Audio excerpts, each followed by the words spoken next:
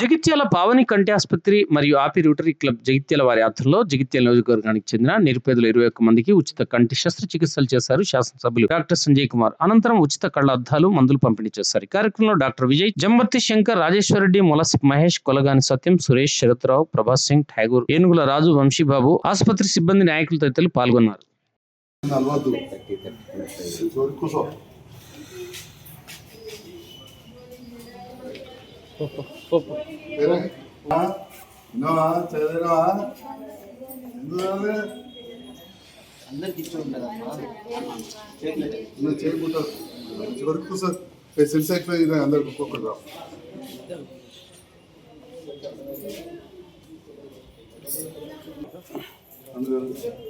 సెన్సైక్లో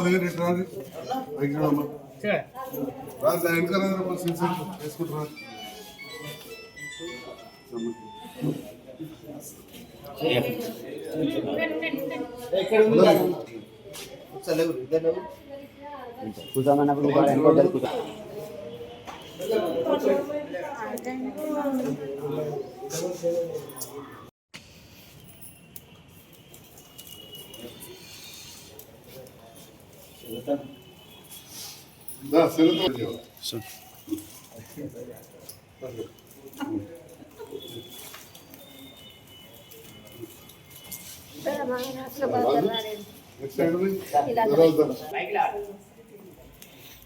రాజీ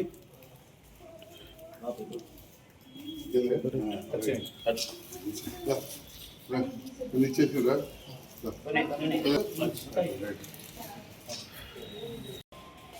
గొడవ కొందరు బీచ్ ఎక్కువ మంచిగా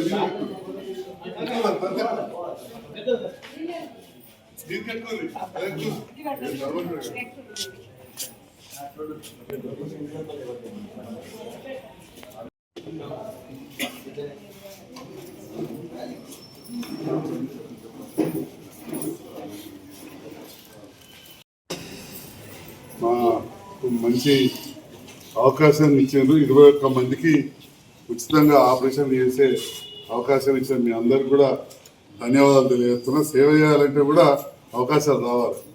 అట్లా మీరు కూడా నాకు అవకాశం ఇచ్చారు.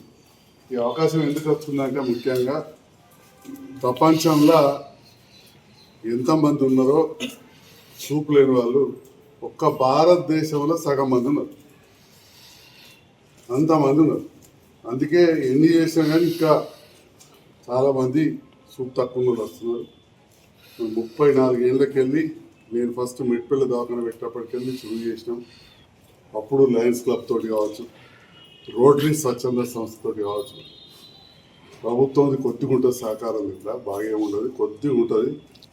అట్లనే ఇప్పుడు మన పావని కంటి దవాఖానలో అట్లనే చేస్తున్నాం. దీంట్లో చేసేట్లా నాకు తమ్ముళ్ళ లెక్క విజయ్ డాక్టర్, మేడం, గీతిక మేడం, అట్లనే మా కాంపౌండర్లు, సిస్టర్ అమ్మలు, మా ఆయమ్మలు చూడు ఎంత మంచిగా ఉంచారు. వాళ్ళు మా అద్దాల దుకాణపోళ్ళు, మందుల దుకాణపోళ్ళు, రక్త పరీక్ష చేస్తారు. అందరు కూడా ఇలా మనకు తోడుకుంటున్నారు. ఆ భగవంతుని దయ ఇప్పటికైతే చేసిన ఆపరేషన్లు కొన్ని వేలు లక్ష దగ్గరికి వస్తున్నాయి. కానీ చేసినాం, అన్నీ కూడా మంచిగా ఉంటున్నాయి.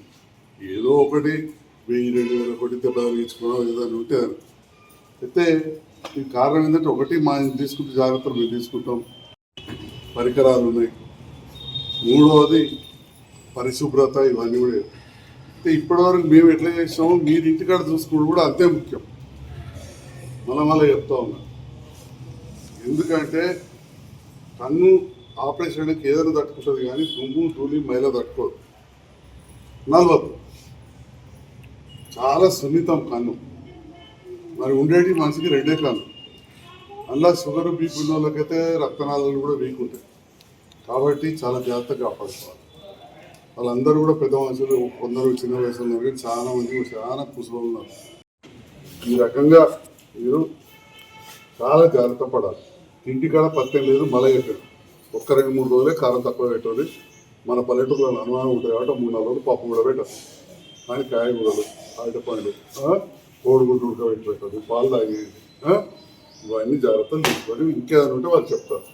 ఆ గోళీలు ఇస్తారు, పొద్దున మాప అయిపోయిందంటే తినడానికి వేసుకోండి. తిన్నారా? అందరూ మంచిగా కాపాడుకోండి. ఇక ఇంకోటి ఏంటంటే మేము రాజకీయాలకు ఖచ్చితంగా మా బుద్ధ వస్తువులు బాగుంటుంది. కడుపుడే అదే పని. తిన్నావా? మీకు ఆపరేషన్ చేస్తే మాకేందో పైసలు బాగా వస్తాయి అంటాడు వాడు ఏమన్నా అనుకోని. కానీ తిన్నారా? మా పేరు చెప్పి కొందరు మందులు ఇస్తామంటారు, లేకపోతే ఈ సర్టిఫికేట్ పింఛన్ అంటారు. అవన్నీ ఏం సంబంధం ఉండదు దీనికి. మేము మందులు ఇక్కడనే ఉచితంగా ఇవ్వటి నీటికి ఎందుకు పంపుతాం? తిన్నావా? నీటికి పంపం. ఇవన్నీ ఉంటాయి. ఇవి అందరూ మంచిగా కాపాడుతుంది. అవతల పోయి మంచిగా అయిందని చెప్పుర్రి.